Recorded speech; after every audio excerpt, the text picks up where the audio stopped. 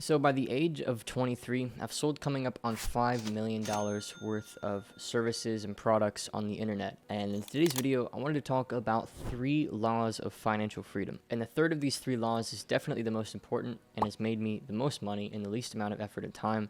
So you're going to want to stick around to the very end. So without selling you some cash grab course, let's get into the video. The first law is upgrading the people that I spend my time around. And this sounds simple and trite to some people, but truly, the people you hang out with, the people you spend time with and invest into relationships with, they rub off on you. And unfortunately, if somebody isn't going somewhere that you want to go, you're best fit to find a way to end the relationship and pick relationships that better serve you. Because think about it. It's either you do that now or you resent them in the future and you realize that these people have held you back for so long, and it's like, personally, I would rather just pick my circle wisely. I heard this quote, and it says, you either are loyal to a set of values and principles, or you're loyal to a group of people. And if you're loyal to a group of people, then you'll wake up at some point in your 50s and wonder where your life went. But if you're loyal to a set of values and principles, then the right people will simply show up in your life. I've spent over $300,000, maybe even $400,000 of my own money from my businesses to be in mastermind communities, coaching programs, and be in the right groups so that I can, rub shoulders with people who are a couple years ahead of me or a couple $1 million in revenue a year ahead of me and learn from them, and so I can be inspired by them. And if you look around your circle, your closest friends, and they're not on your level or higher, then you need to find those people. There's a brilliant idea that I came across, and it says you need 3 types of friends: people above you, people at your level, and then people beneath you for you to give to. Most people live their life with people at their level and below, and those people suck your energy from you because you're not learning from a higher source. So that's the first law of financial freedom, is finding other people who are on the same journey as you and investing in those relationships. The second law of financial freedom, becoming the person worthy of the things that you want. What do I mean by this? Well, there's a few character traits that really make up the most successful people that I've met. And I'll list a few of them here, and you can kind of, as I'm listing them, compare where you are currently to these traits and objectively ask yourself sometime today, look in the mirror and see if you line up with these. And the first is intense delayed gratification. They need nothing from the current day. They don't need a high. They don't need to feel good today. They're completely content with just a very even keel state of mind, no highs, no lows, and just executing very clean over a very, very long season of life, and having very little to show for it in many cases. The second is an intense humility and a willingness to admit that they don't know what they don't know right now, and that they probably don't know it all. Because it's a quote by Epictetus that says, the man who believes he knows it all can no longer learn anything. And it's just the truth. And it's that quote by Epictetus, it is impossible for a man to learn what he believes he already knows. This is why 4 years ago, when I was very first getting started in entrepreneurship, right after I went through a house fire and I saw my family, being pretty much torn apart by the things we went through at this time, and I felt the need and the calling as a man to step up and bring something to the table. Thank God my parents never needed it. I'm blessed by that. But at the time, I didn't know that. And so I just spent all of my money on these books. So I spent like $400, just all the money I had in my bank account, on these books, and I read every single one cover to cover, and it just started my journey, and I realized how little I actually knew. And it was around that time too that a buddy of mine, actually just before I picked up these books and decided to invest into myself like that, he calls me and he says, Trey, your friends kind of think you're a little bit arrogant and they kind of see you as a bit of a know-it-all. And at first I was very offended by that, but then I realized that is actually my attitude, and I do kind of have a bit of a know-it-all tendency, and I need to humble myself against the fact that I don't know what I don't know right now. The third character trait of the successful is an intense, resilient discipline towards making logical decisions and operating with a completely unemotional lens. In my company, we're planning to grow to $500,000 a month with 65 to 70% profit margins in 2023. We're not doing this by, just throwing stuff at a wall and sporadically seeing what sticks. No, we're planning the year quarter by quarter, and we're executing very clean. I actually just got off of a company meeting where we set these goals in stone, and it was incredibly inspiring to me to see that every single member of my team looked at the data of exactly what they needed to do, reverse engineered it, and built a plan to execute on it. And it's that simple. For our student body in our program, we have the goal of creating $31 million a year students in 2023. And we're not doing it by just coaching with passion and going over our principles over and over again and just kind of having these high energy calls with them, no, we're actually breaking down their business piece by piece and helping them get there. Our head of our student body, or head of student success, is reverse engineering those action items so that we can create the best experience. The fourth character trait is that they actually value their time and their energy far above their money. They see money as something they can make as much of whenever they want. They just have to come up with a product and build a marketing system to sell it. It's really simple once you know how to do those things. But you never get time and energy back.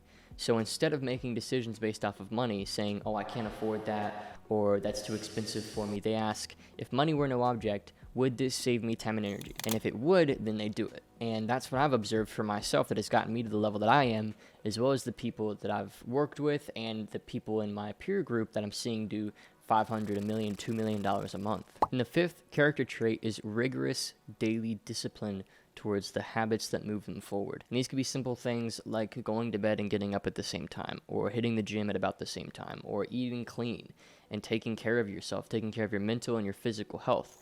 You know, these tiny advantages stack over the years of doing them into an incredible yield. And people don't often measure that. They don't think that taking care of your health and taking care of your mind can have such a direct effect in your ability to create income for yourself, but it simply does. For the past few years, I've hit the gym every other day, if not every day in some cases.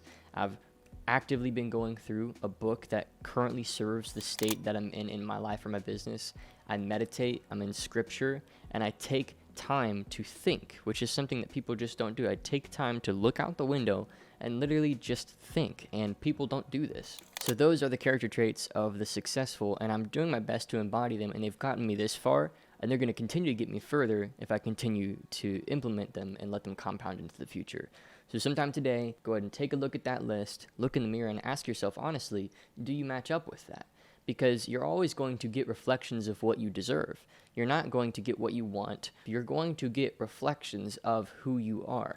That's what you're going to get out of life. And I see that the successful players in business, they don't just work on their business. They actually work on themselves. They work on themselves first. Like Jim Rohn says, if you want to succeed in your work on yourself harder than you work on it, and you'll see that your work will catch up to the work you're doing on yourself. And that's the idea that I've embodied for the past 3 or 4 years. I've worked on the false beliefs that are holding me back. You know, I used to believe, why would anybody want to work for me? I'm this young kid. That was something I believed. I used to believe, why would anybody pay me $2,000 or $5,000 or $10,000? I used to believe that as well. Like, I have no authority. I used to believe, why would anybody watch my content on YouTube? Who cares about me? I'm just some kid.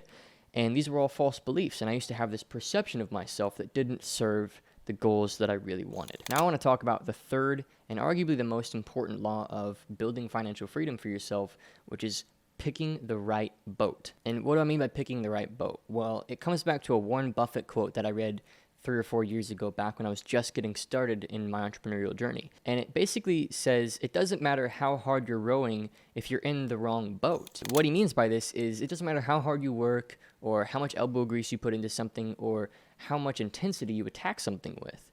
It really matters the boat that you pick. And so I started looking around for the best business models, and that's when I landed on e-learning, online consulting, and coaching. And even though I didn't have that much skill sets at the time, I found some niches that I could sell in, and I made $100,000 my very first year. And I've found a lot of people are hard workers, and they're disciplined, and they're focused, and they can work long hours and, delay their gratification and everything, but they're not in a good boat. They're not in a good business vehicle. So moving into the 2020s, you want to be in a business model that allows for intense scalability. So when you sign a client, that doesn't mean you have to do a bunch of work for them. And when you sell something, it doesn't mean it's like a low ticket rate and you have to deliver an item. It actually scales really well. You could sell 10 in a day, you can sell 1 a day. It doesn't change anything, and the delivery is the exact same.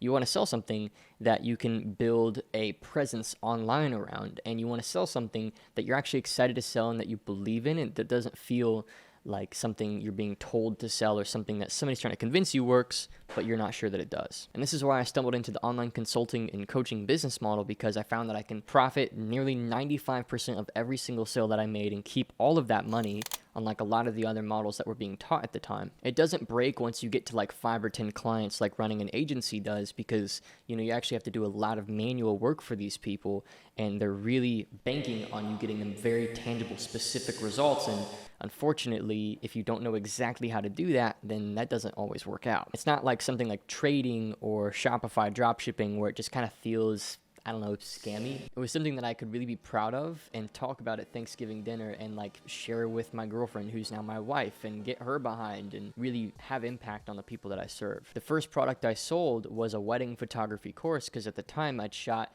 8 to 10 weddings and made a decent amount of money doing that, and so I figured I might as well teach people how to do this. And even though I wasn't a be-all end-all industry expert, I was one step ahead of people, and that's really all it takes to sell information, e-learning, and coaching, is just being that one step ahead of somebody in something. So check out the videos on my channel for more information on how to start this for yourself, because I've been doing it for 3 or 4 years in tons of different niches. We've helped our students earn over $40 million selling coaching and e-learning online, and in that way I can help you sort of achieve the financial freedom that you're really after. Before I wrap up this video, I want you to understand that these 3 laws are unforgiving, they are ruthless, and if you don't apply them, then nothing's going to change. And so if right now you're in a position in life or business or your finances that you're just not content with, look at these 3 laws and measure them daily and hold them against your daily actions and make sure that you're following them. And if you follow them for long enough, you find the right vehicle especially, then you're going to see that your life will begin to slowly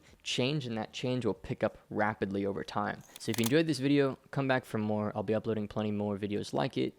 Be sure to check out the rest of the channel. I've got a ton of content on, how to get your first clients, how to figure out what your niche is going to be, as well as my opinions on other online business models and other vehicles that you can use to build your wealth. And hopefully this video was impactful and meaningful to you. See you in the next one.